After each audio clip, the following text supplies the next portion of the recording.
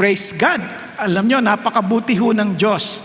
Now, sa buhay natin, alam nyo, sa maraming pagkakataon, meron tayong mga inaasahan, no? Kunyari, pag nag-aaral kayo sa eskwelahan, pag nag-aaral kayo, nag-expect kayo na papasa. Tama ba? At mataas na grado kung minsan. O kaya naman sa trabaho, nag-expect kayo na mapopromote, ma-expect kayo na magkaroon ng magandang career path. Yan. Pag nag-asawa, nag-expect kayo na magkaroon isang magandang ugnayan sa inyong asawa. Kumbaga pag napakasalan ko to, ang saya-saya ko, sobra. And totoo nga, naging masaya nga. Nagbabatuhan ng plato, ganyan, pati kaldero. Ang saya-saya, parang ganyan. No? Umabot na rin sa, yung kasiyahan nila, umabot sa korte. Naghanap sila ng korte, parang basketball court, ganyan. Para sumaya sila. Pero bakit ganon? Bakit ganon? Anong gagawin namin? Kapag yung inaasahan namin, ibang-iba doon sa nangyayari. Di ba? Kaya iba sa atin, siguro, weeks from after tomorrow, siguro days after tomorrow, merong sobrang saya, na parang, yes, nanalo yung kandidatong gusto naming magbagi. Iba naman, sobrang lungkot, dinaya, wala naman natatalo sa Pilipinas, lahat dinadaya lang, di ba? So, dinaya lang kami, dinaya. So, masama ang loob. Yung iba naman, parang, yaan mo na nga sila, wala nang kwenta talaga tong halalan na ito, lukuhan lang ito. Yung mga ganun na yung epekto. Kaya yung expectation, parang bagsak na bagsak. Anong gagawin natin pag ganun na? Tama? Anong ating gagawin? So ngayon po, ito po ang gusto kong matutunan nating lahat. Sa buhay, kung hindi man mangyari yung ating inaasahan, mayroong isang bagay na dapat tayong alalahanin, na meron tayong Diyos na higit na makapangyarihan. Kaya we need to practice a God-centered perspective. Now, pag-isipan nyo ito mabuti ha. Life is not a matter of intelligence. Hindi ho yan nakukuha sa talino. Kaya maraming mga matatalino, hindi naging maayos ang buhay. Life is a matter of perspective. Di ba? Minsan, ang tingin nila sa isang bagay, problema. Ang isang tingin naman nila dito, oportunidad. Naalala ko po, meron pong isang sales representative na pinadala ho sa Africa. Ang kalang negosyo ay sa sapatos. Ngayon, pager pa noon pager pa, hindi pa uso yung mga text or nag-pager pager. Sabi niya, tawag ka dito, tawag sa long distance. Sir, walang negosyo ng sapatos dito. Walang nagsusuot ng sapatos. Lugi, hindi tayo makakapagbenta. Yun ang nakita. Di ba, yung perspective niya, walang business opportunity. Walang pagkakataong kumita. Walang nagsasapatos. Pinadala ulit panibagong representative. Tapos tumawag na naman. Sir, grabe dito. Ang laki ng kita natin dito. Bakit? Walang nagsasapatos. Mabibentahan natin sila ng sapatos. Napansin nyo na iba yung kanilang perspective, no? Tapos, hindi pa rin nakontento yung company. Nagpadala ng pangatlo. Tumawag. Sir, tulog na sila. Ay, hindi kayo. Sorry. Nagulat ako. Naapektuhan ako ng pagkakapikit ninyo. Anyway, balik tayo. Sabi niya, Sir, panalo dito. Wala na silang sapatos, maraming bibili ng sapatos natin, at higit sa lahat, pwede natin gawin yung sapatos dito. Ang daming hayop dito. Ang daming balat. So, ibig sabihin, yung raw materials available dito. Kaya sobrang tiba-tiba tayo. O, di ba? Okay ba yan? Napansin nyo, perspective lang ang pagkakaiba? Di lalo na kung meron tayong God-centered perspective.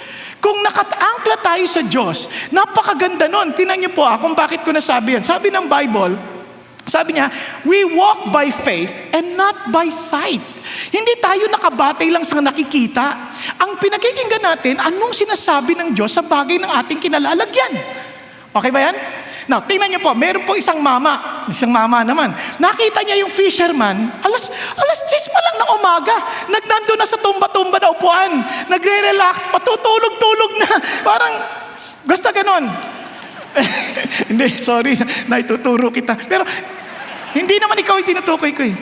So, ito, napatumba-tumbangan niya, tapos sabi ng businessman, anong ginagawa mo? Sabi niya, ito, nagpapahinga. Bakit ka nagpapahinga ang aga-aga? Bakit hindi ka magningisda pa? Okay na, napangisda ko na yung kailangan namin sa buong maghapon at saka yung dapat namin paninda, okay na kami. Hindi, sana kumita ka pa, parang sa ganun lumaki yung negosyo mo. Tama ba? Nang sa ganun magkaroon ka ng fleet, di ba? Talagang lalaki negosyo mo. Para saan? Di pag lumaki yung negosyo mo, kikita ka ng limpak na salapi. O ngayon, pagkatapos ka kumili ko ng limpak na salapi, pagdating ng araw, magpapahinga ka na. Eh, ano ba ginagawa ko ngayon? Di ba? Oo nga, no? Kung titignan nyo sa human perspective, pareho silang may tama. Napansin nyo? Tingnan natin sa godly perspective. Sabihin natin, bakit nakaupo ka na ngayon? Bakit hindi ka magpaunlari ng iyong negosyo? Eh bakit pa?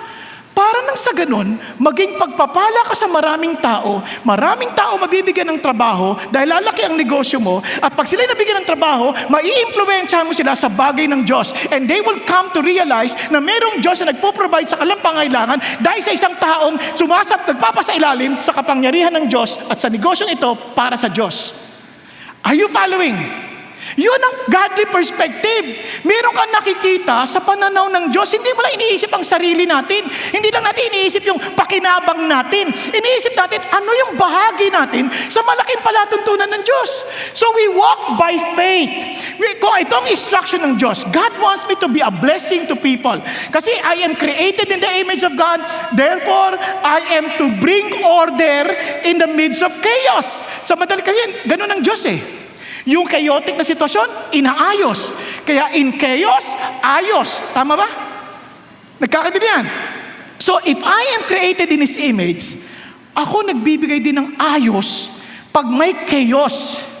Ang problema minsan mga Christian, sila na nagdadagdag ng chaos. Mali na tayo. Hindi natin nakikita yung perspective ng Diyos. Kaya nga we walk by faith. Since this is God's instruction, I follow God to bring order. Para magkaroon ng kaayusan. Pakisabi mo sa katabi mo, ika'y hinirang ng Diyos para mag-ayos, hindi lang makaraos. Nagkakaintindihan? Hindi lang tayo matapos ang buhay, okay na. Hindi. Tinawag tayo ng Diyos. So, how can we develop that perspective? Para magkaroon tayo, ma-practice natin yung God-centered perspective, kailangan maintindihan natin, paano ko ba kukunin yan? Kaya 3 bagay, pag-uusapan natin ngayon. Marami ito, pero 3 lang muna, sa atin lang talakayin, ha? Ayan. Una, recognize God's sovereignty or supremacy. Kilalanin natin ang pagkadakila ng Diyos at kanyang pamumuno. Nakakaintindihan? At pagkatapos, tayo po ay magpahinga sa kanyang magandang plano. Rest in His plan. And ang pangatlo is to represent Him to the world. Huwag nating kalimutan that we are His representative to the world. Are you following? So yun po ang ating pag-uusapan. Ano ibig sabihin ng God's sovereignty? Now, ano ba ibig sabihin ng God is sovereign? Now, para maintindihan natin, when we are to recognize God's sovereignty, siya yung dakilang Diyos. Tama? Sabi ng Biblia, huwag niyong pantasin yan. All the inhabitants of the earth are accounted as nothing, but He does according to His will. So sabi niya, ginagawa niya ang lahat ng bagay ayon sa kanyang kalooban. Kung anong gusto niya. And sabi niya, and He does according in the host of heaven. Sabi niya, and among the inhabitants of earth, and no one can ward off His hand. And or say to him, what have you done? Ano sinasabi to? Ito po ay katagang sinabi ni Nebuchadnezzar na siyang naghahari sa Babylonia noon. Nagkataon, binigyan siya ng warning ng Diyos through Daniel. Huwag kang magiging mayabang, magpakumbaba ka, sumunod ka sa Diyos. At hindi nakinig si Nebuchadnezzar. Matigas ang ulo niya. Hindi siya nakinig sa paraan ng Diyos. Sa madalit salita, he suffered the consequence of not trusting God. Kaya nabaliw siya. Nag-asal, hayop siya. Kumakain siya ng pagkaing hayop. At nung naibalik siya sa kanyang katinuan, itong sinabi niya, kayo nga po, Panginoong Diyos, sabi niya, lahat ng mga nananahan sa lupa ay talagang parang baliwala sa kapangyarihan ninyo dahil nagagawa nyo yung gusto nyo. Di ba? Ayon sa inyong pamumuno sa kalangitan. At sabi niya, lahat ng nananahan sa lupa, walang makapagpipigil sa palatuntunan ninyo. Kasi yun ang isip niya nung una eh. Dahil siya yung pinakamakapangyarihang hari noong mga panahon. Kaya niyang pigilan ang palatuntunan ng Diyos. Sabi niya, walang makapagpipigil sa palatuntunan ninyo. At sabi niya ganoon, at walang makapagpipigil sa nais niyong gawin. Yan ang sovereignty ng Diyos. Tama po? Now, if we are recognized, tayo, kinikilala natin ang sovereign ng Diyos, abay, magseryoso tayo. Ano ibig sabihin magseryoso tayo? Pag sinabi ng Diyos na pag pinasok mo ang trangkahang ito, itong daanan na to, that will lead to destruction, seryosohin mo yung sinasabi na yon. Huwag mong biruin. Kumbaga, pag sinabi na ng Diyos, huwag mong pasukin yan, huwag mong pasukin. Pag sinabi ng Diyos, you enter this narrow gate that leads to life, talagang pupunta ka sa buhay. Ngayon, pag sinabi ng Diyos, yan yung paraan para sa buhay, sundin mo yun. Nakukuha po? Hindi, bakit yung iba parang ang saya-saya naman nila, parang mas masagana naman ang buhay nila kahit hindi sila sumusunod sa Diyos. Relax ka lang, hindi pa naman natapos ang buhay nila meron pang life after this Kaya nga sabi sa Psalm 73, huwag kang mainggit sa kanila dahil nakalagay sila sa isang madulas na daanan na kung saan hindi na mamamalaya, nasa destruction na sila. Because God is sovereign. Yun ang problema sa maraming mga tao. Minsan ayaw na lang gawin yung kanilang responsibilidad, and yet they recognize God is sovereign. Ayaw na sumunod sa paraan ng Diyos. Kunyari sa asawa, bakit hindi kami masaya? Then you follow God's instruction. Tanungin mo, kung ikaw yung babae, bakit yung asawa ko, yung bako siya pakasalan, ang bait-bait naman niya. Pag sabi ko, yan, naninigarilyo ka. Sasabihin ko lang, naninigarilyo ka. Sasabihin niya, sige na, hindi na. Nga? Para sa'yo. Ngayon, nung asawa ko na, ayan, naninigarilyo ka. Tumigil ka, pakang kita dyan. Pakialamera ka. Parang, paano na yon? So, anong gagawin mo? Di sumunod ka sa paraan ng Diyos. Kasi ayaw ka maniwala sa Panginoon na sinabi sa iyo, wag yan. Walang takot sa akin yan. Lord, pogi yung may takot nakakatakot din, Lord Kaya, siya na lang. Hindi, kumbaga, kapag sinabi ng Diyos, hindi mo pwedeng baguhin yung bunga. Kumbaga, kung ano yung itatanim mo, yun ang aanihin mo Kasi sovereign ng Diyos. You cannot change His plan. Kaya pag sinabi ng Diyos, ang will ko, maging mabuti ang buhay mo, dito ka dumaan. Ngayon, pero kung dito ka dumaan sa kabila, masisira ang buhay mo, will pa rin ng Diyos na masira yun, yung dadaanan mo, kasi yun ang sinabi niya You cannot, kumbaga, stop what God has already destined to accomplish. Basta hinanda na ng Diyos at gagawin niya, hindi mo siya pwedeng pigilan. Hindi mo pwedeng baguhin ang resulta kung hindi ka susunod sa paraan ng Diyos. Are you following? Kaya nga sabi ng Bible, listen to this, the grass withers, the flower fades. Ang mga damo, matutuyo yan. Ang mga bulaklak, wala, malalantayan. Pero ang salita ng Diyos, tatayo yan habang buhay. So, because God is sovereign, dineklara niya na in advance, ito sumunod ka dito. If you want to be blessed, you follow this. Kaya maraming tao, yes, maaari naman dumaan ka sa paraan na hindi paraan ng Diyos. Umunlad ka financially. But doesn't mean na umunlad ka as a person. Kasi ang Diyos hindi naman tulog yan Tayo tulog, pero siya hindi. Nakuha ninyo? Kaya dapat nating naintindihan yun, yung paraan pa rin ng Diyos Kasi ang tagumpay, ang panalo, hindi naman yan yung nakikita sa dami ng pera. Wala naman dun Yun lang kaisang kita nyo ang ating bansa. Pag-isipan nyo mabuti. We are always hoping. Siyempre gusto rin ng Diyos magkaroon tayo ng maayos na bansa. Halimbawa lang sa eleksyon.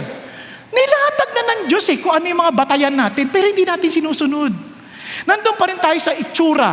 Kailangan importante. Sabi ng Lord, do not look at the external appearance, but the heart. Pero tingnan nyo ang eleksyon natin. Hindi nyo marapansin sa kampanya? Pagandahan ng muka. Di ba? Kailangan maganda ang performance. Performance saan? Sa sayaw. Di ba? Tapos kantahan. Di ba? Ano yan? Ano ba yung ina-applyan nila? Maging leader ng bansa o maging artista?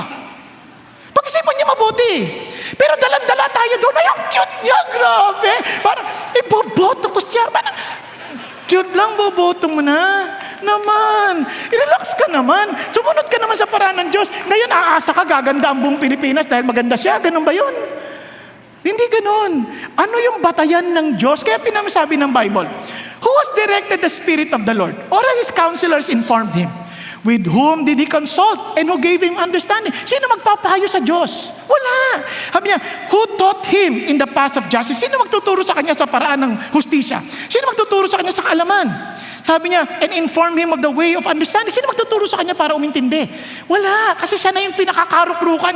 Siya na yung pinakatok-tok. Parang ganyan. Tingnan ninyo, ang mga bayan ay para lang Diba? Mula sa balde. Kumbaga, nakakita ng isang patak ng tubig, pak! Yan lang ang bayan sa Diyos. Ang liit! Tapos dyan tayo nag-aaway-away para sa bagay na yan. Naman! Tapos sabi niya, at para lang yan, speck of dust on the scale. Alam niyo, alikabok lang yan. Parang muta lang yan na nandiyan sa isang timbangan. And sabi niya, at tingnan ninyo, iaangat niya ang isang isla na parang isang pinong alikabok. Hindi ka ba natatakot sa Diyos sa ganyan? Alam niyo, diyan ako natatakot sa maraming tao. They say God is powerful and yet they are not recognizing His sovereignty and His power and they ignore His words. Huwag nating babaliwalain ang sinasabi ng Diyos. Kaya ganyan ang nangyari sa Jeremiah, kala Daniel. Sila Daniel, hindi lang ni-recognize yun. Sinasabi na ng Diyos sa kanila, listen to this. Dahil hindi kayo sumusunod sa akin, panahon pa ni Moises, sinasabi niya sa Israel, pag hindi kayo sumunod sa akin, sasakupin kayo ng ibang bayan because you are not serving me with joy. You're not serving me with delight. Mapipilitan kayo magsilbi sa ibang bayan. Sinasabi ko ito sa inyo ngayon. Sinasabi ni God. Winaningan sila. Binigyan sila ng mga iba't ibang propeta. Dumating kay Jeremiah. Ano sabi ni Jeremiah? Thus saith the Lord of hosts, the God of Israel, to all exiles whom I have sent exile from Jerusalem to Babylon. Dadaling ko kayo doon. Paano po? Pastor, sa limbawa lang, ako gusto ko sumunod sa Diyos. The majority hindi sumusunod sa Lord. Di ba? Kaya sunod ka pa rin. Di bali kasi ang puso ng Diyos hindi naman para kapahamakan ng mga sumusunod sa Kanya at nagmamahal sa Kanya. Kaya sabi niya, kayo, sabi niya, magtayo kayo ng bahay doon. Yes, masasakop kayo, but I'm telling you now, dahil masasakop kayo, dahil sa katigasan ng ulo ninyo, but, sabi niya, build houses and live in them. Plant gardens and eat their produce. Kumbaga, mabuhay kayo doon, magpakasagana kayo doon. Hindi, kailangan namin ilaban ang aming bayan. Kailangan namin ipagtanggol ang aming salindahi. Hindi yan galing sa Diyos. Tama ba? Nasusundan ninyo? Ngayon, ito na. Take wives and become the fathers of sons. Magpamilya kayo, huwag kayo matakot. Sabi niya, give your daughters to husbands. Sige, huwag kayo matakot. Sabi niya, bakit? Hanapin niyo ang kabutihan ng bayan o ng lunsod. Sabi niya, at pinadadala ko kayo doon, isang exile, at manalangin kayo sa Diyos on its behalf, for its welfare, you will have welfare. Ano sasabi ng Diyos? Supposing, halimbawa tayo na, bigyan natin sa context ng ating, kasi yun ang common ngayon, eleksyon eh. Sabi ng Lord, ito'y boto mo. Lord, paano kung yung gusto ninyo na ayon sa programa niyo, sa standard niyo, hindi manalo? Okay lang, at least you obey the Lord. Are you following? Now, mapapahamak kami dahil ang pinili pa rin ng marami, okay lang. Kung dumating man yon, basta ipag-pray mo pa rin yung kabutihan ng lunsod dahil hindi naman kita iiwan. Tama ba? Andyan pa kayo? Kaya hindi naman tayo bumoboto dahil mananalo to. Hindi naman yun eh. Bumoboto tayo dahil ito yung pinakita na ng Diyos sa atin eh. Now, tuloy niyo pa natin nyo. For thus says the Lord, when 70 years have been completed, tinan niyo, may programa na si Diyos, may 70 years pa. Ang sabi niya, I will visit you and fulfill my good word to you. Gaganapin ko yung pangako sa inyo at ibabalik ko kayo sa lugar na to. Yan. Dahil alam ko ang plano ko para sa inyo. Anong plano niya? Para sa ikabubuting nyo. Hindi para sa inyong kasiraan, kundi bigyan kayo ng kinabukasan at pag-asa. Bakit nga ba sila na-exile? Kasi lumayo sila sa Diyos eh. Hindi sila sumunod sa paraan ng Diyos. Ngayon, tinan nyo. Then you will call upon me. Dahil na-exile kayo, mapipilitan kayong maintindihan na ako nga ang supreme God, ako nga ang sovereign God, then you are to repent and you will call upon me, tatawag kayo ulit sa akin at mananalangin kayo at makikinig ako sa inyo. Hahanapin niyo ako ng buong puso at makikita ninyo ako pag hinanap niyo ako ng buong puso. Naintindihan? Kaya alam niyo, ang kinabukasan ng bansa, tanungin natin ang ating lakarin sa Diyos. Todo ba tayo sa Kanya? Minsan nananalangin lang tayo pag may problema na eh. Pero yung ating lakarin, hindi naman tayo sumusunod sa paraan ng Diyos. Hindi, basta dito ako masaya eh. Yan, kaya tuloy, bandang huli, iiyak ka. Diba? Kaya nga, blessed are those who mourn now, for they shall be comforted. Umiiyak ako ngayon, susunod ako sa Diyos. Pero aaliwin ako ng Diyos bandang huli, kasi siya pa rin ang sovereign God. Are you still there? Naunawaan po. Kaya yan ang sinasabi ng Panginoon. Kaya babalik kayo sa akin. Ang puso ng Diyos, kasi ganito yan. Habang malapit tayo sa Diyos, ayos tayo. Habang lumalayo tayo sa Diyos, magkakagulo tayo. Kaya alam niyo minsan, ang pamahalaan, for example, is a minister of God for good. Pero pag yan ay lumalayo na sa Diyos, magkakagulo talaga. Ang problema lang, anong gagawin natin as Christians? Keep on walking with the Lord. Kaya nga si Daniel, humihingi ng tawad sa Diyos. Bakit? Kami nagkasala kami sa inyo, Panginoon Diyos. Basahin niyo ang Daniel. Alam niyo bakit? Kasi kung ano man ang maging resulta ng eleksyon, at kung hindi man maganda, malaki ang problema natin mga Christians. Kaya kasi tayong asin at ilaw ng sanlibutan. Kaya dapat tayo magsisi. Minsan ang ating Diyos, yung ating kandidato na parang handa tayong mamatay para sa kandidato. At kaya natin ipaglaban at makipag-away sa mga tao para lang sa ating kandidato. At nakalimutan natin na ang Diyos ang may hawak ng ating kinabukasan. Sample lang kaya. Kung bakit sinasabi ko hindi sa kandidato nakasalalay. Yes, everything rises and falls on leadership. But remember this. Sabi ni Kristo ang kanyang priority, I will build my church. Yan ang priority ng Diyos. Ngayon, ang sabi ng Panginoon, and I will suffer from the hands of the elders, and I will be killed. Can you imagine? Si Jesus Christ died for the church. Tapos, sa alang-alang sa kandidato, pinapatay natin yung kapatiran natin. Hahayo na kitang kaibigan. Cancelled ka na. Hindi na ako atin sa fellowship. Ang nangyari? Ang priority ng Diyos tayo. So that when people see how we care for one another despite our differences, how we love for one another despite our differences, they will know that we are followers of Jesus because of our love for one another. Tingnan niyo yung katabi niyo. Namatay si Jesus para dyan. Kahit mukhang patay na yan, pero namatay si Jesus para dyan. Anong karapatan natin para awayin yan?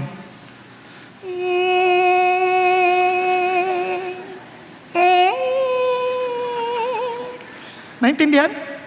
Anong karapatan natin? Pero bakit tayo umabot sa ganon? Kaya nga, if my people will humble themselves and turn away from their wicked ways, sabi niya, and pray, then I will hear their prayers and heal their land. Tayong malaking may problema. We claim and we say God is sovereign, but we do not recognize His sovereignty and supremacy. Tayo nag-aaway, tayo nag-uupakan, tayo nagbibirahan. Nakalimutan natin na tayong asin at ilaw ng sanlibutan. Pag madilim ang paligid, wala kulang sa ilaw o kaya kumukuti-kuti tapang ilaw. May we be faithful and consistent. Na parang, Lord, oo nga, no? We need to recognize your sovereignty. Ngayon, kung sakali man, hindi natin na-impluensya ng marami by being faithful, huwag kang mag-alala. Because if you obey God, manalo-matalo ang pinili mo dahil sumunod ka sa paraan ng Diyos, ano sabi ng Lord? If God is with us, who can be against us? Siya ang ating comfort, siya ang ating assurance, siya ang ating binangahawakan. Kasample lang, anong ginawa ng Diyos? Ang ganda-ganda, tayo lang halimbawa, binigyan na tayo ng, ng mga paraan to know, paano tayo boboto. Tuturuan ko lang kayo para ang dami niyan, merong 1 Samuel 16. Makikita nyo dyan. Huwag kang tumingin sa panlabasan nyo, kundi sa puso. Okay? So, talamin nyo, ano yung puso ng tao na to? Pangalawa, sabi niya, pagpipili ka ng hari, Deuteronomy 17, 16 to 20, tingnan nyo rin. Hindi ko mabibigay sa inyo lahat ng talata, ha? Bibigyan ko lang yung sample. Isaiah 32, 1 to 8. Pero tingnan nyo po, dito lang muna sa batayan natin ngayon. Exodus 18, dahil wala tayong enough time. Exodus 18, verse 21. Yan. Furthermore, pagpipili ka ng leader, select out of all the people what? Able men. Yung may kakayanan. Kasi sabi niya, who fear God. Yung may takot sa Diyos. Yung pala, men of truth. Those who hate dishonest gain. And you shall place this over them as leaders of thousands, of hundreds, fifties, and tens. Sample lang yan, ha? Binigay ko sa inyo ibang verses, pwede nyo siya sa atin. Ito sample lang. Sabi niya, able men who fear God. Ibig sabihin, kinikilala niya that the government is a minister of God for good. Hindi God. Misa kasi ngayon ang gumagobyerno trying to be God. And dinadala nila yung pamahalaan o bayan malayo sa Diyos. At kiniklaim nila sila ng Diyos, sila masusunod. They are the ones deciding what is good and what is evil. Nasusunod niyo ba? Hindi na sila sumusunod. Samantalang sa konstitusyon pa lang natin, ang linaw na. We implore the aid of the divine providence. Nakuha niyo po? Ibig sabihin, may pagkilala tayo na ang Diyos. Kaya pag hindi alam yung konstitusyon, sigurado, parang mag-Diyos-Diyosan sila, na parang sila ang mas tama. Parang sinasabi nila, ang Diyos hindi marunong, ang Diyos ay talagang mangmang, parang ganyan ang dating. At binibiro nila ang bagay na impyerno dahil akala nila, mas magaling sila sa Diyos. Are you following? Kaya bantayan nyo yun. Meron ba itong takot sa Diyos? Wow! Ito ba'y makatotohanan? Hindi. Kahit na alam nyo na, kasi latag naman na sa atin. Ano ba naman? Nandiyan na yung mga data. Ngayon, pwede pa tayo makipag-usap sa ating sa mga kaibigan at mga kapatiran na yung meron pong malusog na pagdidiscuss na hindi kailangan mag-away. Ito lang sa akin, ito lang yung naging karanasan ko dyan, kaya pasensya ka na, kaya hindi ako ganun ba? Kasi consider ko rin yan pag-pray ko sa Panginoon Diyos. Nakuha ninyo? Kunyari, kung sabi, ito, nagnanakaw to. Ganun ba talaga? Paano mo na naman? Naranasan ko talagang inipit kami yan hanggang hinaantay kaming maglagay. Kaya walang halos mangyari. Ganun ba? So consider mo ngayon. Check, Lord, sandali. Tingnan natin. Hindi pala siya batuwid na tao. Dishonest pala yan. Kaya pala ang yaman-yaman. Tingnan natin. Di ba? Wag yung, hindi totoo yan. Hindi siya magnanakaw. Wag ka magalit. Kung sa palagay mo hindi siya magnanakaw, go. Well and good. Basta you follow God. Are you following? Now, sunod dito. At talagang, hindi siya yung mas above. Siya talaga, he sees himself na equal with the fellow men. Nakuha ninyo? Kasi mga kandidato, minsan ang babait niyan Para talagang pantay na pantay. Kamusta ka na? Kamusta ka na? Pero pag nahalal na, tumabay-tabi ka nga, dadaan ako. Sa sasakyan pa lang, wing. Tapos tabi ka mo, sorry. Sino yun? Yung barangay captain. Ganun ba? Di ba? Nakuha ninyo? Parang biglang above na sila sa tao. Hindi maganda yun. Nakuha niyo? So doon pa lang, inaaral natin, we need to we need to be responsible enough because we recognize the sovereignty of God. Ngayon, sa ayon ng ating kayang abutin, we obeyed God. Siyempre, hindi naman assured na mananalo tayo, no? O mananalo yung gusto nyo. Ang simple lang, did you follow God? Then God be with you. Okay po? Okay pa kayo dyan? So, I'll teach you. Ganito Lagay nyo sa papel. Kuha kayong papel. Total, bukas pa may eleksyon Kuha kayong papel. Ano yung mga major issues? Sulat nyo. Ano ang sabi ng kandidato A, B, C, D, E? Sulat nyo. Ngayon, ano ang sabi ng Diyos? Sulat nyo. Ikumpara nyo. Saka, i-test nyo rin yung track record. Baka naman sinabi niya lang, pero yun pala, iba naman ginagawa niya. Kunya, sasabi niya, laban ako sa divorce, pero 3 naman asawa niya. Di ba? Track record Loko-loko to. Laban-laban sa divorce, pero 3 pala asawa. Di ba? Ilalagay nyo rin doon. Tapos ito sabi ng Diyos, sino ang matimbang? Yun, saka kayo pipili. Hindi yung parang, basta, siya na ang akin. Sabi ni God, siya daw. Di ba? Sino boboto mo? Basta, siya na. Di ba? Para nagtatanong ka, Lord, papakasalan ko ba si Mary? Mary, lalaki, nagpe-pray. Lord, sabi sa basa niya, do not be afraid to take Mary as your wife. Ay, salamat. Salamat. Yung pala, Mary Joseph. Lalaki pala yun. Alangan naman will ni Lord yun. Ano ka ba? Di ba? Titignan mo. Nakuha ninyo? Okay, so, huwag kayo magalit sa akin, Bakit? Kasi, blessed is the nation whose God is the Lord. And the people whom He has chosen for His own inheritance. And that's our great blessing. Hindi man, konti man tayo ngayon, pero as we walk faithfully with God, and God is with us, no one can be against us. And we will influence this country to righteousness. Kaya nga mayroon tayong tinatawag na Christian Values Movement, di ba? Hindi naman niya matatapos bukas It's a movement. Sino nakarinig sa inyo ang Christian Values Movement? Yung CVM. Grabe! Ang dami nang hindi nakarinig. Ay, alamin natin. It's time to know. Tingnan nyo sa website na natin, CVM, lagay nyo ng Christian Values Movement. Alam nyo kung bakit? Huwag nyo isipin, ano lang naman yan. Hindi. It's one way of teaching and influencing yung mga kababayan natin on how to choose. Para ngayon pa lang, sa mga susunod na eleksyon, medyo alam na natin yung batayan, natuturuan natin sila, historically, paano ang ginagawa ng Diyos. Okay ba yun? Can you commit to check? Okay po? And be part of the movement? Yung CCF is part of the movement ng CVM. Pero, siyempre, tingnan natin, parang hindi tayo natatakot na, ganito pala ang batayan. Hindi yung parang emotional tayo lahat. Alam nyo kasi, nasa anti-matriarchal society, medyo mas madamdamin tayo masyado. Parang, hindi, may utang na loob ako dyan, kailangan ko sa iboto. Kung alam mo lang. Kahit may utang na loob ka dyan, pero ang laki ng utang niya sa bayan, huwag mo iboto, ano ka ba naman? Di ba? Wala namang utang na loob. Utang na loob, di ba?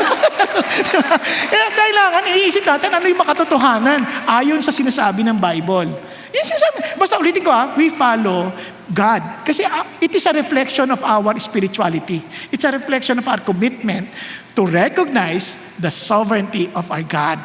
Kumbaga, pag sinabi ng Panginoon Diyos, ang tanging paraan para maligtas si Jesus Christ, kahit dumaan ka sa iba't ibang paraan at hiniwan mo si Jesus, kahit magpakabait ka pa sa gusto mo at iniwan mo si Jesus, sorry, you will lead to destruction. But if you follow Jesus, it will lead you to life. Are you following? Because God is sovereign. Hindi mo pwedeng baguhin ang end result na gusto ng Diyos. Okay po? Nasundan niyo? Pilip ako sa'yo. Tulog na tulog sa bagay na po. Okay naman.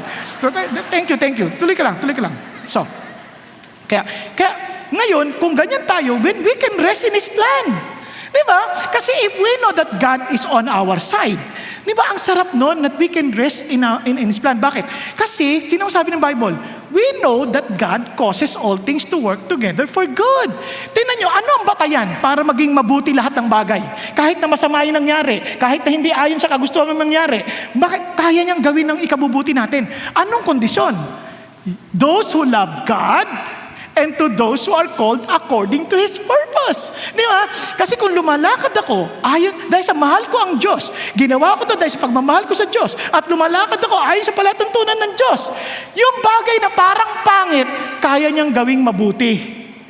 Tama po? Kasi ang layunin ng Diyos ay para ako maging kapareho at mag-conform sa image ng kanyang anak na si Jesus Christ.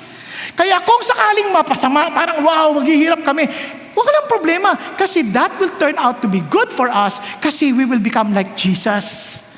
Okay ba yan? Kaya hindi ka kailangan parang nakabate ka sa nakikita mo kasi we live by faith. Narinig niyo na itong kwento na ito pero kikwento ko sa inyo ulit ha. Merong isang farmer, nangyari ito sa China. Meron isang farmer. Yung farmer na to, meron sa sarili isang anak lang. Nag-aararo sila. At yung kanilang bagamit sa sarili, isang kabayo lang. Sa mahirap na sila Ang problema, nung kinagabihan, yung kabayong kaisa-isa lang ginagamit, nawala pa. Ito mga marites na kapitbahay. Ay, kawawa ka naman. Iisa lang yung kabayo mo, nawala pa. Ang sagot ng farmer, dahil nagtitiwala sa Diyos, alam mo, mabuti man o masama, Diyos lang ang nakakaalam. Ay nakakatuwa, ang hindi nila alam, nung natutulog sila ng gabi, itong kabayo na to na nawala, maghapon na naglamyerda sa kargubatan. Nakakita ng mga kabayong kaibigan. At nagkaroon ng usapang kabayo. Siyempre, saya nila, usapang kabayo O ngayon, ito na. Nung nandun sa kargubatan, nung gabi na, matutulog sila, sabi niya, saan tayo matutulog? Sabi ng mga kabayo, dito. Delikado yan. Paano kung habulin tayo ng mga mababangis na hayop? Di ba?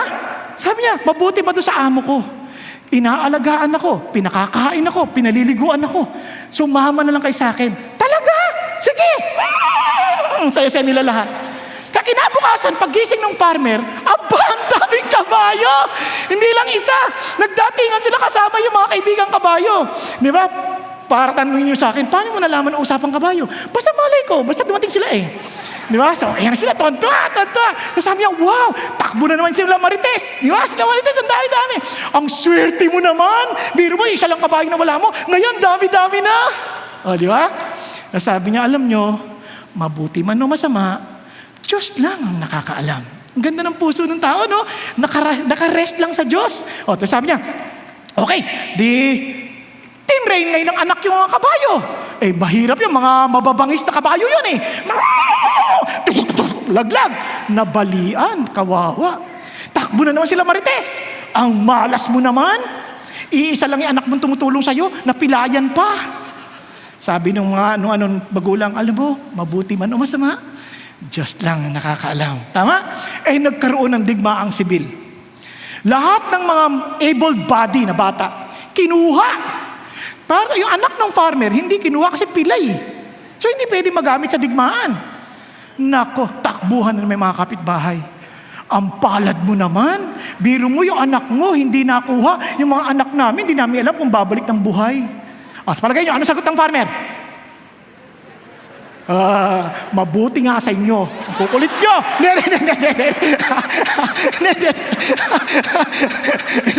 Siyempre, mabuti man o masama, Diyos lang ang nakakaalam. Now, itong mabuti. Ito ang hindi mo kailangan ng mabuti o masama. Kapag lumakad ka, ayon sa pag-ibig sa Diyos at ayon sa palatuntunan ng Diyos, tiyak ako lahat ng bagay ay magagawing mabuti ng Diyos. Amen? Kaya, hindi na kailangan, manalo-matalo, hindi issue.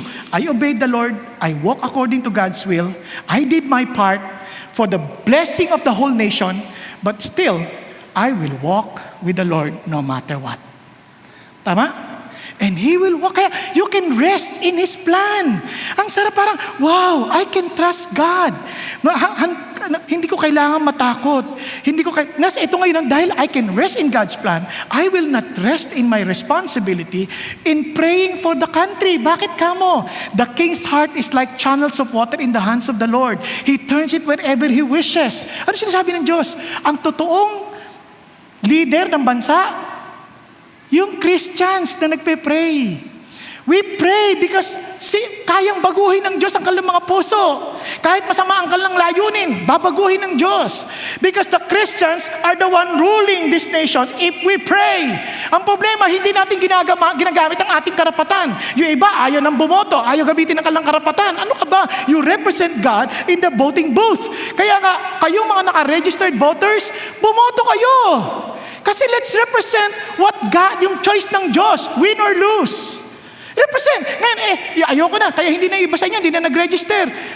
Mahiya kayo. Kaya next time, mag-register kayo, ha? Kasi pagkakataon natin to express yung choice ng Diyos. Hindi lahat ng bansa may ganyang karapatan. Let's use our rights. Amen? Ngayon, anong gagawin natin? Let's keep on praying. Hindi naman sina-assure ng Diyos, basta yung pili mo, yun naman nanalo. Hindi naman eh. Hindi ka naman nandito para tumaya. Andito ka para i-example ang puso ng Diyos, ang righteousness ng Diyos. Now, let's continue. Kaya, first of all, look at this. Kaya naman ito ang primary importance. I urge you that entreaties, prayers, petition, thanksgiving be made on behalf of all men. Lahat ng tao pag-pray natin for kings and all who are in authority so that who may lead a tranquil. Gusto nyo isang mapayapa at maayos na pamumuhay. Sabi niya, in all godliness and dignity, pray for our country. Kailan tayo nagpe-pray pa sa ating bansa? Kaya alam nyo ngayon, hindi ako sa pagmamalaki. Nag-partial fast ako. Bakit? I'm praying for our country. Sabi ko, Lord, bagamat meron kaming responsibilidad as I recognize your sovereignty, I still pray for our country. Di ba? Siyempre, kung sino man yung lumabas, I pray na yung kami, handa kaming lahat, ano man mangyari. Nakuha ninyo? Dahil mabuti man o masama, Diyos lang ang nakakaalam. Naintindihan? So we pray. Talaga, bakit? Kasi ang hangad ng Diyos, this is good and acceptable. Yun ang gusto ng Diyos in the sight of our God and Savior, who desires all men to be saved and to come to the knowledge of the truth. Kaya huwag natin pabayaan ang ating bansa at aming pamahalaan na lumayo sa Diyos. Sa halip, ipag-pray natin, ilapit. Kasi hatakan yan, hinahatak sila ng diablo, hatakin din siya papalapit sa Diyos. Nagkakaintindihan? We pray and be responsible as Christians. Ngayon, kaya sabi ng Lord, o kaya kung nagpe-pray tayo, then we can be in subjection to the governing authorities. Kaya natin mag-submit kasi total mas makapangyarihan ng Diyos ko kaysa sa kanila eh. Maliban na lang, siyempre, sabi na, for there is no authority except from God.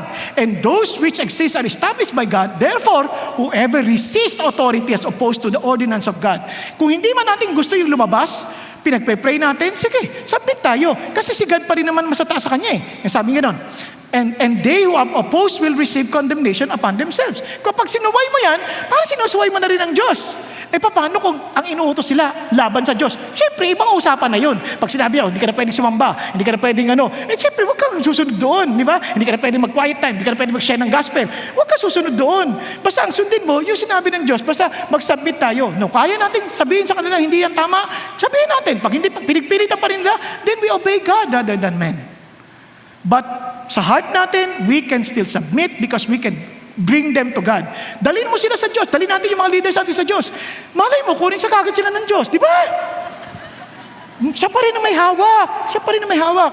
Kaya, do what is good and you will have praise from the same. Yun ang sabi ng Lord. So, anong gusto ng Lord? Tingnan nyo ha, for it is a minister of God to you for good. But if you do what is evil, be afraid, for it does not bear the sword for nothing. Alam niyo, minsan pampigil din sa ating mga Christians yun eh. Minsan may mga batas na parang seemingly against the Bible, pero minsan inaalaw ng Diyos. Kasi minsan magiging masungit na tayo eh, tayong mga Christians. Minsan sa halip na maging mabait tayo sa kanila, nagiging masungit tayo. Minsan may tendency tayong para akala natin tayo ang banal, makapangyarihan, mababait, ang lahat ay masasamang tao, at tayo lang ang tama. Hindi natin napapansin, may tama na tayo. Nakuha ninyo? Kaya sabi ng Diyos, you need to be good to people. Be loving. Na makita nila na yung mga Christians kailangan sa daigdig na ito dahil sila ang tunay na mababait. Sila ay tulong sa pamahalaan. Sila ay tulong sa komunidad. Sila ay tulong sa mga tao. Hindi sila pahamak sa mga kababayan. Are you following? Now, tuloy tayo. Therefore, it's necessary to be in subjection not only because of wrath, but also for conscience sake. Napansin niyo ba yan? Alang-alang sa konsensya. And sabi niya, because of this, you also pay taxes for rulers or servants of God. Ninanakaw lang naman nila. Wag niyo, kung di tayo magbabayad ng buwis dahil ninanakaw nila, kasama na tayo magnanakaw. Di ba? Ang ating pagsunod sa Diyos, hindi dahil sa pagsunod o pagsuway ng ibang tao. We follow God because our God will supply everything that we need. Amen? Now, tuloy tayo. Render to all what is due them. Tax to whom tax is due. Custom to whom custom. Fear to whom fear. Honor to whom honor. Igalang pa rin natin sila. Maaring hindi sila kagalang-galang. Igalang pa rin natin sila. Maaring isip natin, eto na, nauso na sa bansang Pilipinas. Laging daya. Dinaya man nila. Sa palagay nyo, hindi alam ni God. Hello? Andyan pa tayo? Kaya naman tayo mga Christians, ano gagawin natin? Mga estudyante! Mula ngayon, huwag ka naman dadaya sa eskwelahan. Nang sa gayon, hindi mo aanihin ang pandaraya na ginagawa ng ibang tao. Mga lalaki, huwag niyong dayain ang mga asawa ninyo. Mga babae, huwag niyong dayain ang mga anak ninyo. Yung allowance sila, ibigay ninyo. Yun lang naman sinasabi ng Diyos eh. Let's start. Di ba? As in, tayo ang magbigay ng halimbawa. Nagkakandinihan? Kaya at the end of the day, no matter what happens, ano sabi ng Lord? Though the fig tree should not blossom, and there be no fruit on the vines, though the yield of the olive should fail, and the fields produce no food, though the flax should be cut off from the fold. Kahit na ito pang mangyari, wala nang bunga, wala na. And there no cattle in the stalls, yet I will exalt. I will still celebrate. I will still rejoice. Magdiriwang pa rin ako sa Panginoon Diyos. I will rejoice in God of my salvation. Bakit? Because my God is sovereign and I can rest in His plan. Amen po? Yun ang perspective na meron ng godly. Kapanoorin niyo po, kahit anong problema dumating sa buhay natin, we look at God because He is still in control.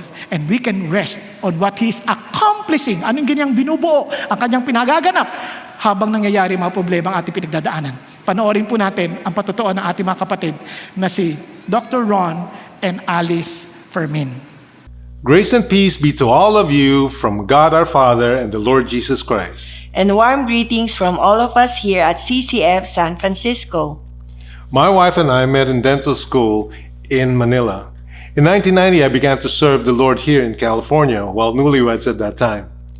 We also had a newly built small dental practice in the South San Francisco area. Everything was smooth, everything was great, and problem-free, until one day, our lives suddenly turned upside down when in 1992 our son Matthew was born with severe complications.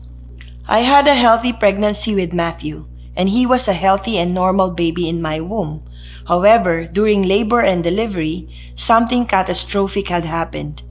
The attending physician waited many hours to deliver our baby boy, and it was only after 6 long hours of labor and upon the advice of another doctor that she finally decided to do an emergency C-section. By then, it was too late, and Matthew's brain was oxygen deprived for too long. In order to save his life, doctors tried heroic measures by using an ECMO heart and lung bypass machine.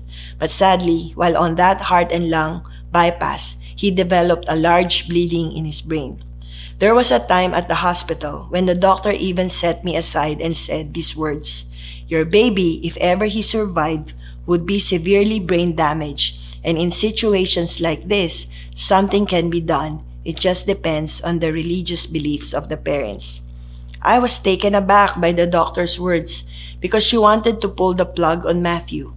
But I told her this, Doctor, please do everything medically possible, because whatever the outcome, we will love Matthew and accept him just the same.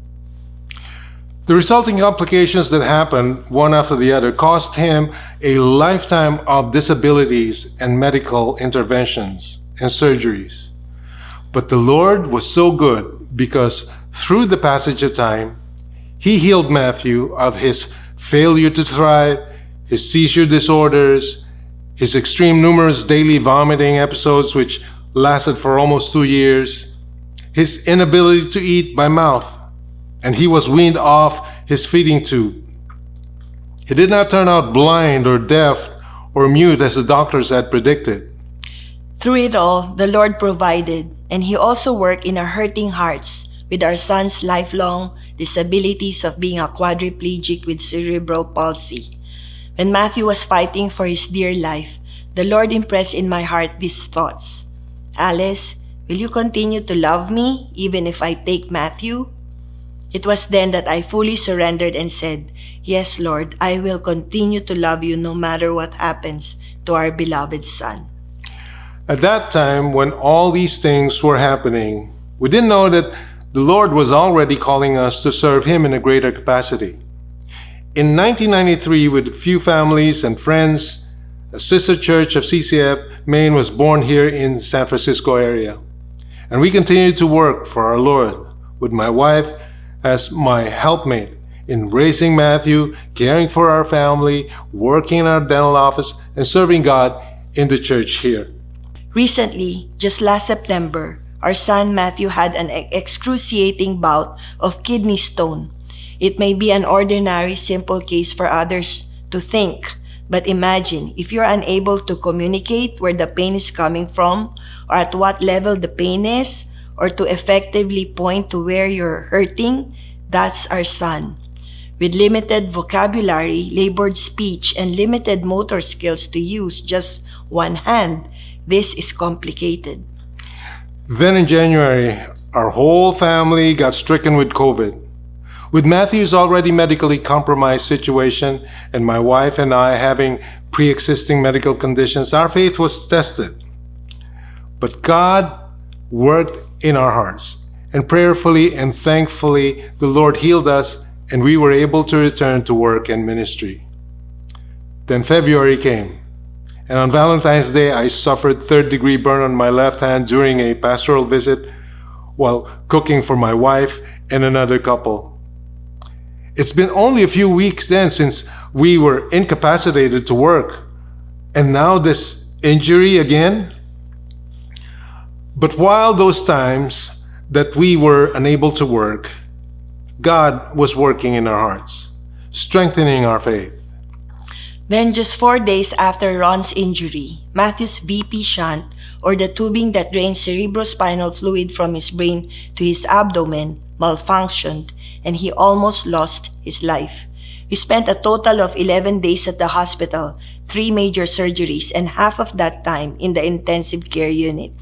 CCF members and friends all throughout the world prayed for Matthew's healing and recovery. We want to tell you all how much we appreciate your prayers and love during those difficult times. Again, the Lord healed and provided again. It seems like we were struck and pressed hard on every side. We couldn't believe all the bad things happening, one after the other. And we knew that there's a spiritual component in this, and the enemy was just trying to discourage us and stop us from doing the Lord's work here. We prayed, and we continued to have faith and surrendered everything in our loving and merciful God. Through it all, God provided the way out and the solutions. We may be pressed, but we're not crushed. We were still standing by the grace of God. All the battles we face as mere human beings and as workers and soldiers for Christ had helped us to have an attitude of gratitude, whatever the circumstance, to be grateful for the grace and provisions God provided along the way. We are thankful for the life lessons on courage, compassion, resiliency, braveness, flexibility, forgiveness, and love, which the Lord taught us through these life experiences. We gracefully embrace God's calling to serve Him, even in our limited capacity. My name is Alice Furman. And my name is Ron Furman. And we are your co-workers of Christ here in San Francisco and San Jose, California. To God be all the glory. Praise God. Kasi nyo, hindi lang naman tungkol sa eleksyon ng mga problema natin. Ang dami natin pinagdadaanan. But because God is sovereign and we have that godly perspective, we can rest in His plan. Na kahit ang daming bagyo, we can rest on God. Lord, kahit anong mangyari, we will still praise You. We will still celebrate in Your presence. We will still rejoice in You. Di ba? Hindi yung parang, nararatal na tayo. Parang as if nakalimot si God. Hindi natutulog ang Diyos. Ikaw pwede, pero si God hindi. Amen? So, sa dahil dito, ito, importante. Finally, we are to represent the Lord in the world. Tatandaan natin, we are still God's witnesses wherever we are. Sabi yung response natin sa bawat pangyayari, siya pa rin ang ating pinatayuan na parang tayo nagre-represent sa Panginoon. Tingnan niyo po, sabi ng Bible, therefore, we are what? Ambassadors for Christ. Alam niyo po ba ibig sabihin na ambassadors? Ito po yung parang representative ng emperor. Para kung sasabihin sa mga tao, susuko ba kayo? Pag sumuko na yung bayan na yon, siya yung mamumuno para doon on behalf of the emperor. Are you following? And sabi ni God, kayo yan. As though God were making an appeal through us. So magitan natin, talagang we're trying to make an appeal. We beg you on behalf of Christ, be reconciled to God. Bakit? Kasi alam natin na ang buhay ng tao, pakigising nyo sa katabi nyo, malapit tayo matapos. Sabihin nyo lang to, importante kasi to. Tandaan natin to ha, ang kinabukasan mo, kinabukasan ng ating anak, kinabukasan ng ating bayan, ay sa pagbabago ng buhay ng tao once they're reconciled with God. Be honest. Habang lumalakad tayong malayo sa Diyos, lalo nagkakawindang-windang buhay natin. Pero habang lumalapit tayo sa Diyos, kahit sa dami ng pagsubok, inaayos ng Diyos ang ating lakarin. Nakita natin yan sa sarili nating mga buhay. Nakita ko yung sarili kong lakarin sa buhay. Wala naman akong kinabukasan eh. Kaya minsan pag nakaupo ako, sabi ko, Lord, thank you. Thank you for giving me this kind of life. Kung hindi ko nyo ako natagpuan, paano na ako? Kaya I'm appealing also to every one of you guys. Sabi na, I'm appealing on behalf and to all people. Hindi yung sino yung magiging pangulo. Hindi yun eh. You follow God. Hindi ko sinasabing magiging madali ang buhay mo, but one thing for sure, in that narrow gate, it will lead to life. It will lead to life. Nagkakaintindihan tayo. Kaya, ito po, kahit sa ating pakikipagkampanya, ito, sinamarize ni Pastor Peter, kaya sasabihin ko na lang sa inyo, kasi sabi niya, kahit sa mga Christians, maging Christian tayo sa pag-represent natin kay Lord, ha? Sabi ganoon, as Christians, you represent Christ. Tumatayo tayo para kay Kristo. Not the politician you are voting for. Hindi yung politician na pinaglalaban natin. If you behave badly, it will not reflect on the politician, it will reflect on Christ. Si Kristo ang tinatamaan. No matter who your candidate is, remember, they are not perfect. Di ba? Minsan pinaglalaban pa natin sila para silang Diyos. Hindi naman sila Diyos eh. So do not treat them like gods or goddesses that can do no wrong. Di ba? Minsan idolatry na yung ginagawa natin eh. Na pag may nagsabi laban sa kanila, grabe, hindi ako papayag! Ayoko na sa iyo! Hindi na kita kaibigan! Ano ba yun? Parang, siya ba yung Diyos mo? Parang kung kay God nga, hindi mo ginagawa yan eh. Pero bakit gagawin mo yan para lang sa tao? Election, temporary lang yan. Kaya, huwag mong gawin tong permanente. Di ba para lang naman diaper yan, kailangan mong palitan. Naintindihan po? May panahon ng pagpapalit. Kaya like destroying your relationship with others people, especially with fellow believers in Christ. Katulad sinabi sa kanina, namatay si Jesus para sa kapatid mo eh. Parang, mas importante yan. At kakaintindihan?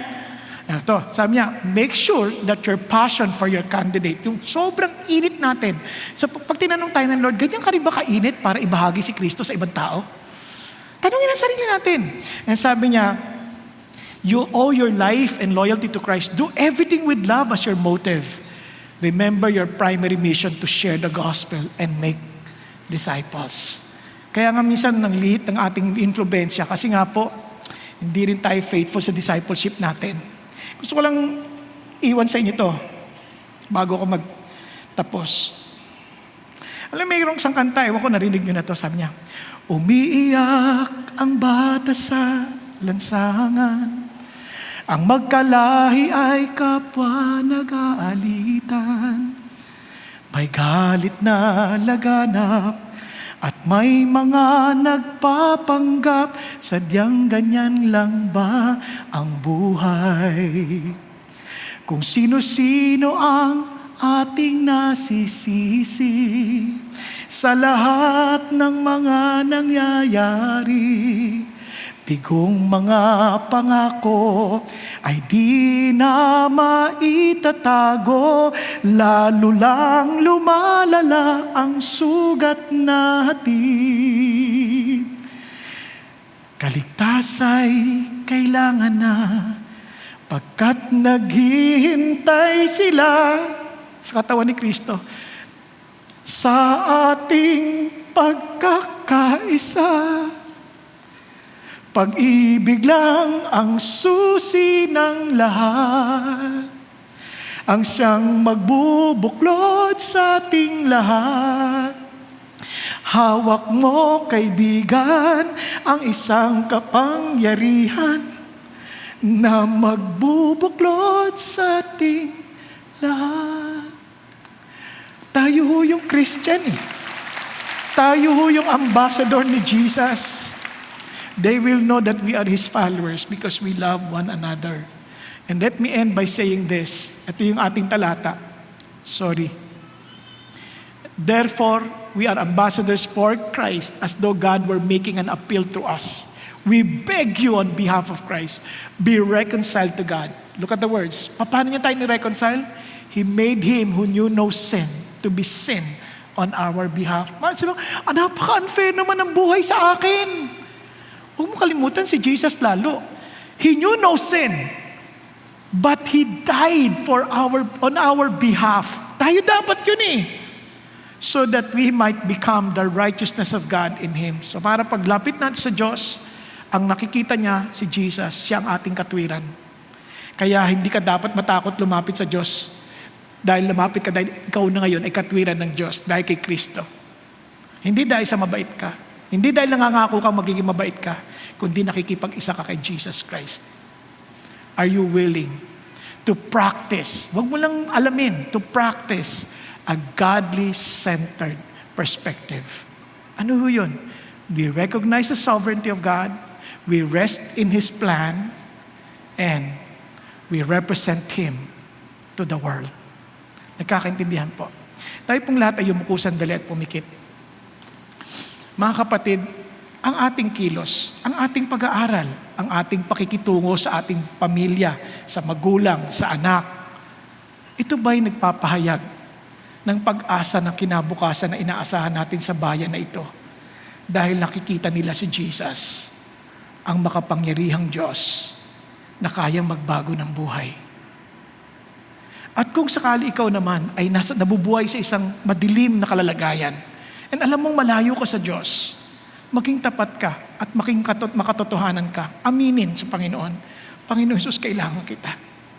Yaman din lamang namatay ka sa krus para sa akin. Kinikilala ko na kayo nga ang Panginoon. Kung yan ang loobin mo, kapatid, pwede bang itaas mo sa Panginoon Diyos ang kamay? Panginoon Jesus, gusto ko isuko ang buhay ko sa iyo. Thank you, Jesus. Hallelujah. Yes, huwag ka mahiya. It's between you and the Lord. Lord, magulo po ang buhay ko. Hindi ko po alam ang aking gagawin. Lumalapit ako sa iyo ngayon. Gusto kong lumapit sa iyo dahil alam kong sa inyo may kaayusan. Tulungan mo ako, Panginoon. Anong kailangan kong gawin para susunod ako sa paraan mo? Aalamin ko yung kagustuhan mo. And Lord, by your grace, I accept. Tinatanggap ko yung kamatayan mo sa krus para makipag-isa ako sa Panginoon, para makiisa ako sa inyo. At ang muli niyong pagkabuhay. Kung sa mga nakataas ang kamay, pwede niyo pang sabihin, Panginoon Jesucristo, pagarian niyong buhay ko. Salamat sa kapatawaran ng kasalanan dahil sa kamatayan niyo sa krus. Salamat at muli kayong nabuhay para bigyan ako ng bagong buhay. Salamat, Panginoon, na kayo po ang tutulong sa aking maayos ang aking kalalagayan, ang aking buhay. Dahil sa mga mali kong pagpili, dahil sa hindi ko pagtitiwala sa inyo, Dahil sa pilit kong nabubuhay ng ayon sa kagustuhan ko at ayon sa kaunawaan ko sa halip na magpasakop sa inyo. Kaya't Panginoon, sumusuko ako sa inyo ngayon. Patawarin ninyo ako. Salamat sa kapatawaran dahil kay Kristo Jesus. Salamat. Ngayon sa bawat isa naman na narito aming Panginoon Diyos, dalangin namin maging sa halalang dating bukas. Tulungan niyo po kami na huwag kaming umasa sa sarili naming talino. Kundi seryoso namin gagawin ito dahil alam namin binigyan niyo kaming karapatan para mamili. Upang subukin kung kami susunod sa inyo o hindi. Dalangin ko Panginoon na sa aming pagpili, makita niyo kadalisayan ng aming pusong sumunod sa kagustuhan ninyo.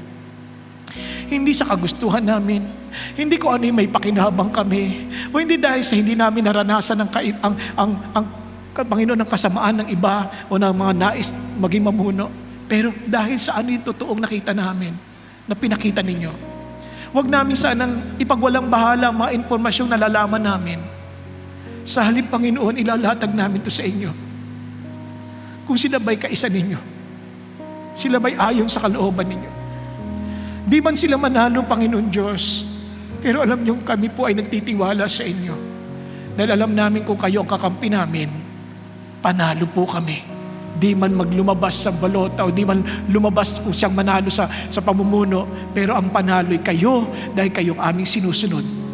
Kahit Panginoon, gabayan niyo kami. At sa mga kapatiran namin na binigyan niyo ng karapatan mamuno, dalangin ko po maging tapat sila sa kanilang mga posisyon. Na hindi sila malamon ng sistema. Sa halip sila po, Panginoon, ay tumayo sa katwiran upang, Panginoon, mailapit nila ang pamahalaan sa inyo at hindi mailayo sa inyo. At kung sakali naman ang aming pamahalaan ay lumalayo sa inyo, tulungan niyo po kami maging mga tapat na patutuo ninyo, representante ninyo, nang sa gayon, O Diyos, mahimok namin ng sambayanan ang mga kababayan namin na makilala kayo at magkaroon sila ng totoong ugnayan sa inyo na kayo nga ang makapangyarihang Diyos at lahat kami ay magpa-practice ng godly-centered perspective. Salamat Panginoon Diyos na ang buhay namin ay nasa inyong mga kamay at sa inyo kami lalakad at lalakad kaming kasama kayo at alam namin kayo rin ang aming kinabukasan at ang aming pag-asa. Salamat aming Ama at bilang isang mananampalataya, humihingi kami ng kapatawaran sa aming Panginoon Diyos, pagtalikod at hindi paglakad ng matuwid na kung saan na misrepresent namin kayo. At salamat Panginoon Diyos, sabi niyo, if my people will humble themselves and turn from their wicked ways and pray, you will hear them from heaven and you will heal our land. Lord, sabi niyo kapag mayroong kahit 10 na matuwid, hindi niyo sisirain ang bansa. Sana maibilang kami, Panginoon, sa 10 yaon na ang bayan na to ay mapag-ingatan ninyo. At tunay kami, Panginoon Diyos, aasa sa pagpapalang pinangako ninyo na pinamapalad ang bayan na ang Diyos ang Panginoon. You are our God, O Lord. And may we influence this country, Father God, as salt and light of this nation.